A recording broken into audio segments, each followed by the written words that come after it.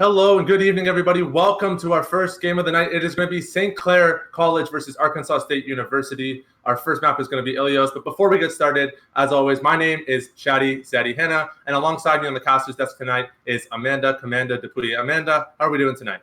Hi, Zaddy. Doing great. It's going to be a great night for some Overwatch. Really looking forward to it.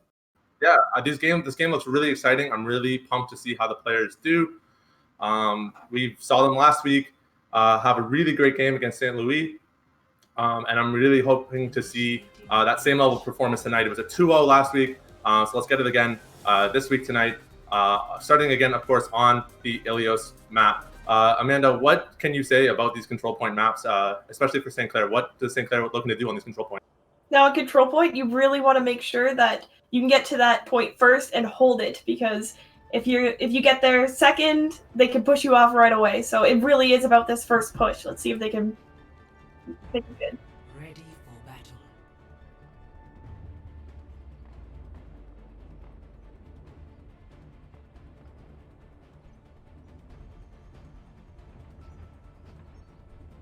Now, it looks like here St. Clair is going for a more mobile comp than if they were to go with something like an Ana or a little bit more of a slow comp. It looks like both teams are looking to go fast to the point.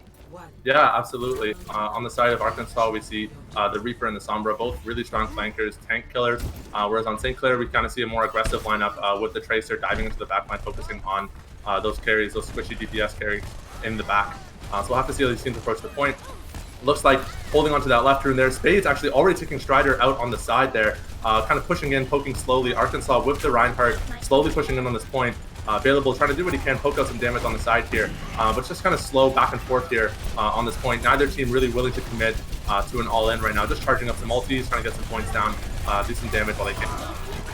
We do actually see Seymour taking out Cockrell on the back. Apostles taking on the Spades. Strider on Pitter Patter. That's 3 heroes down on Arkansas side, and St. Clair's just going to easily cap that point. We saw it in the last game last week. Apostle really own his Brigitte, so let's see if he can make that big difference in this game as well. Yeah, for sure. He is on the Lucio on this map, but as we know, Lucio on Ilios is such a strong support pick with the ability to boot heroes off the map with that right click. Just beat them off the map there really quick. It's an instant one-shot, even for a support, so really lethal threat from that Lucio pick on this map. Neither team really willing to commit here, just kind of a slow hold here. Seymour actually looking for the finish up on Spades. Spades goes down, dropping to the Coalescence by Justin. And it looks like St. Clair is going to be able to easily hold on to this point. Actually taking out 2 kills, Justin picking up Pitter Patter on the back there as well. Wada does get hacked, but he zones himself off on the side there. Apostle kind of helping hold control over the point here, but he does fall. The Diva knocks Apostle right off the map. But Wada props the Primal Rage, taking out a kill on Cockrell again. And St. Clair is going to push Arkansas off here. I really like the Reaper pick here with Bailable. Just being able to get in there and do a little bit of damage and get out fast is really great for this map, in my opinion. For sure, and with the St. Clair lineup as well, like we've seen the Diva Winston really in the dive meta, these heroes getting picked up a lot, being able to kind of hold control over that high ground and get some poke damage in without really having to necessarily overcommit into these team fights, just giving them some time to charge up some ultimates. You know, Seymour does have the Diva Bomb available, Apostle almost has the beat, but Arkansas has a couple ultimates available as well, so it's really going to be up to kind of who makes this first initial pick here. It looks like Spades has a Death Blossom ready as well, so we might see that this fight. He's probably looking to commit the Death Blossom here. But we do actually see 3 heroes getting taken down on Arkansas' side. Might choose to hold it and wait for a better opportunity. And it's just going to be another team wipe for St. Clair. That's 95% on the point. It's going to be hard for Arkansas to make the touch here. Seymour uses Diva Bomb right at the end there. Yeah, Seymour kind of throwing the bomb out to kind of zone them off the point, but it's just going to be an easy cap for St. Clair. That first point, 100% to 0. Just an absolute stomp to start the game off. And St. Clair College really exerting dominance on that first point. It does actually look like someone in the spectators asking for a pause. Apparently that decision's been called. So no pause, keep going with the game. Just getting ready for the second point. It's really interesting seeing St. Clair's team this year, almost a total revamp, with 3 out of 6 of their players that have been in top 500 in the past few seasons. So it really shows, especially in that first map there, just how coordinated they are and how much skill these players have. Same thing with the side of Arkansas. They look like they really work well as a team, and I think we're going to have a good match today. For sure, and a couple of our St. Clair College players are actually first-year students in the esports administration program. I'm actually in class with Apostle, with Available, so it's really cool to see them perform up on the stage, on the main stage here with some of these veteran players. But we don't have time to talk about that now. Another team fights are already breaking out on Well here, on Ilios Well now. The map has changed. Just poking into that Rhine shield in the wall, in the house there. Doing some damage. Seymour taking out Cockrow again. Cockrow is always the first to fall here, and actually cleaning up a kill on Whitey as well. Spades does win the 1v1 against Bailable, the Reaper 1v1, but it looks like St. Clair's going to be able to hold this point for the most part. Apostle going in there with a little bit of poke damage and making sure his team stays up. The speed with the Lucio is very important on this point here, as well as the boots.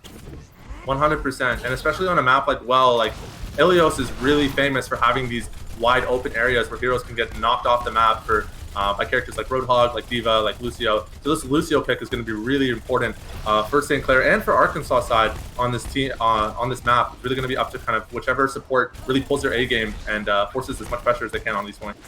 For sure. When I hear Ilios, first thing I think of is Lucio.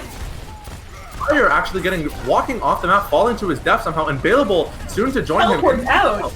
Oh, actually, sorry, that was my mistake. That was a Spades falling. Seymour knocking Spades into the hole there. Bailable does fall as well. Woody knocking Bailable down. Seymour does cleaning up the kill on Cockrow there. Wada committing the Primal Rage, chasing in onto the Lucio in the back, onto the supports on Arkansas side. Seymour does help him clean up the kill on Pitter Patter there. And it's just going to be quick chases down on these supports. Arkansas's forces are totally scattered here, and St. Clair is easily picking them off one by one. Seymour killing up Spades.